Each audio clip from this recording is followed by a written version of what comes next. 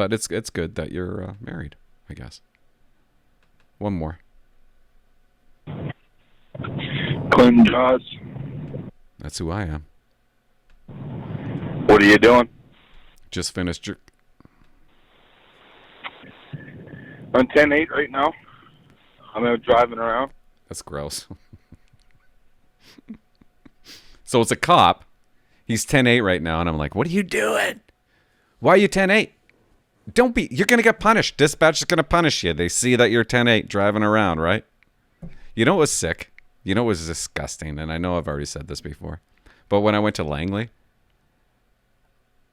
everybody wanted to be 10-6. Busy, right? 10-6 means busy. I'm 10-6. I'm 10-6. You know what they were doing? I couldn't believe it.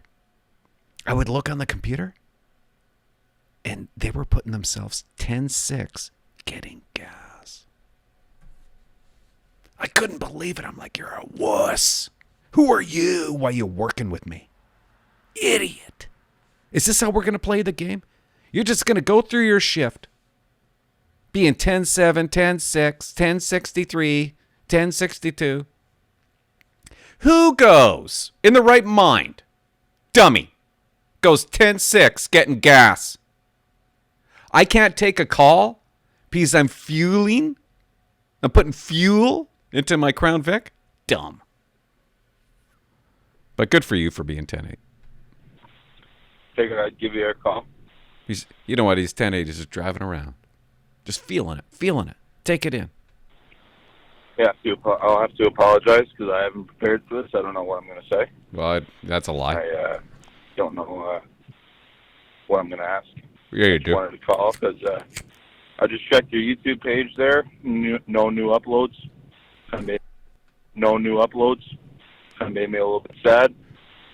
You got to stay on top of that. You got to do Story About Last Night, number 4. I like Fallon. Oh, you like Fallon. I like Fallon, too. Sorry About Last Night, number 4. That's nice. That is really nice. Night number 4. I like Fallon. I hope you make her come 4 times. It's hilarious. You hope I make her come 4 times. She's hard to make come. What? What did I just say? What did I just say? She's hard to make her to come here. And, I don't know if she's capable.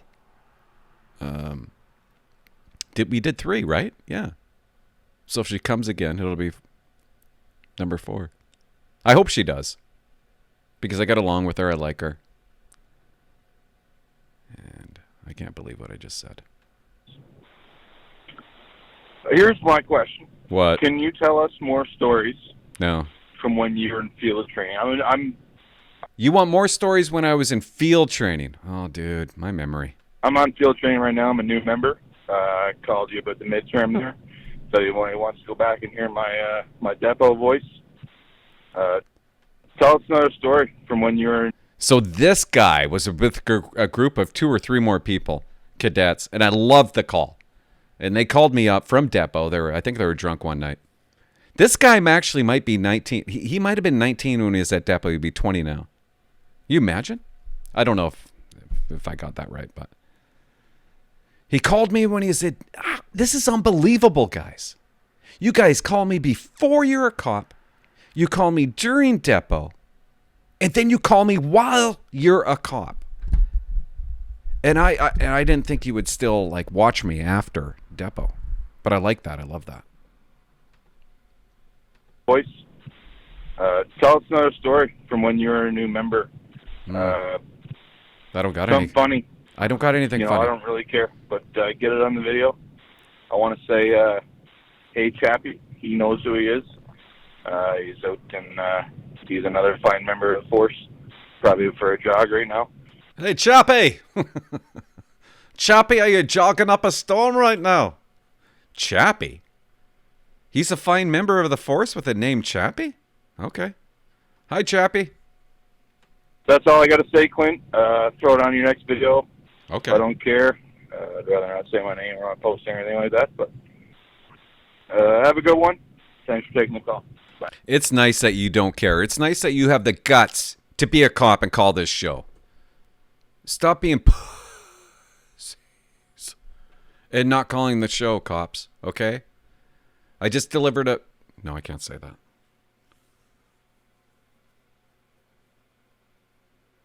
A member, okay, wanted something from me, so I mailed it to him. And I didn't know if it was him, so I called him up. And I'm like, he was like, oh, yeah, I recognize the voice. And you can tell that, you know, people don't want to subscribe. Like he said, like, well, when I retire, I'll call in. Something like, I can't remember what he exactly said. But he also said to me, this member that's about to retire has like over 30 years experience. He said, I love that show. I don't agree with everything that you say, but most. And then I started thinking, after I got off the phone, I'm like, well, what do you disagree with me about?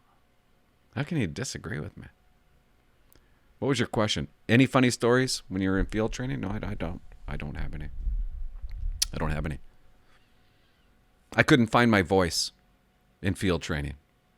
Find your voice. I was just a spectator. Sitting back, I didn't say anything to anybody.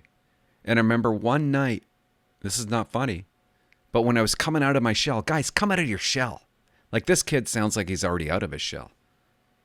But we're in Duncan.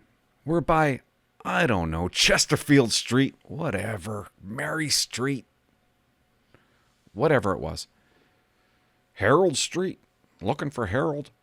We're sitting there, and we have 3 youths in the back of the cop car, and they're so this doesn't even make sense that I'm telling you this story.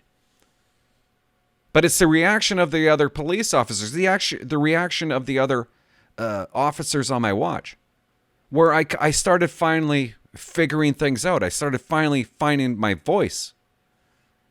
They're getting out of the back of the cop car. They're in the cop car in the back, okay?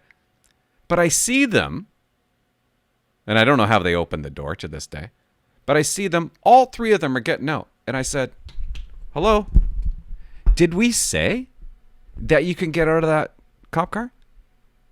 No. Then why are you getting out of the cop car? Get back in the cop car. We didn't say you could get out of the cop car. You get out of the cop car when we tell you can get out of the cop car. And I could feel the rest, and I was just acting natural. But I could feel the rest of my watch looking at me. Because they didn't even know who this guy was. They were like, who's this guy? That guy? Who's that? Who's Clint? That's Clint?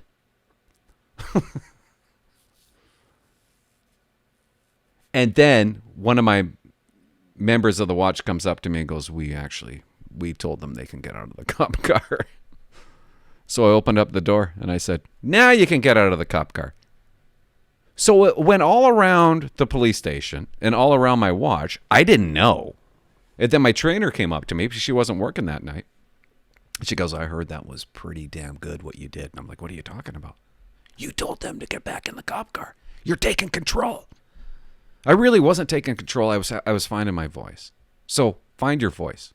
Don't be a spectator. Okay? Don't do that. Funny. This is not funny. But maybe it is kind of funny.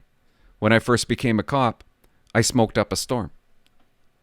And I couldn't smoke with my trainer. I just sat there in the car, the passenger seat with my trainer, and we'd drive around.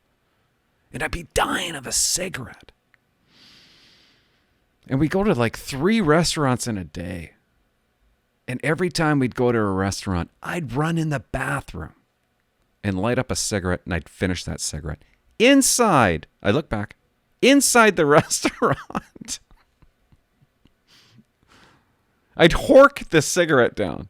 And then I'd come back out and I'd sit down beside her. And obviously I reek like smoke, but she would never ever. She never ever said anything to me. I was trying to hide that I smoked. Oh yeah.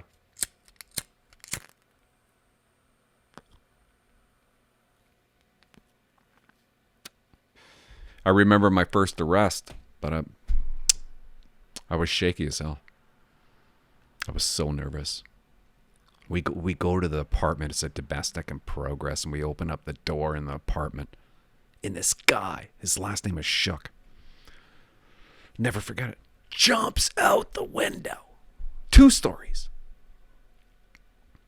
So me and this other lady, we run down the hallway, down the stairs, out the exit doors, and there he is. He can't walk. He's broken leg. Okay, and I got my handcuffs out, and I'm like, "You're under arrest. You're under arrest." And she actually looked at me. And she goes, "Clint, just calm down. Just calm down."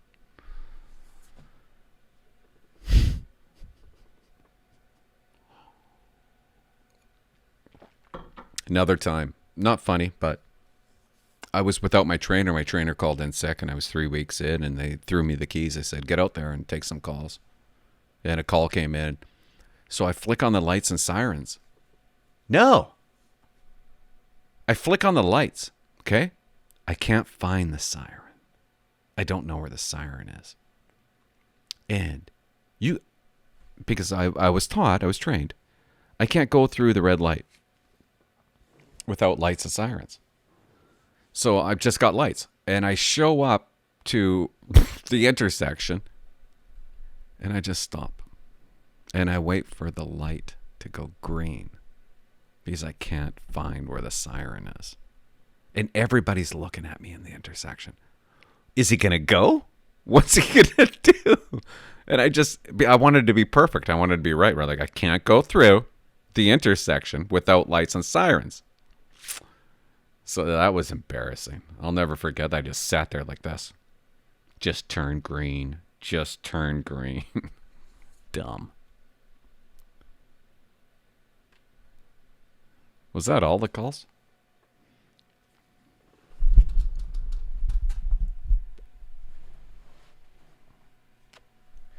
Guys. 604-330-2512. Please keep on calling. It's what makes the podcast exciting for me. I got stuff to talk about when you guys call. And maybe that's why I'm doing more episodes lately. Because you're giving me something to talk about. You're giving me content. And yeah. Have a great weekend. Bye-bye.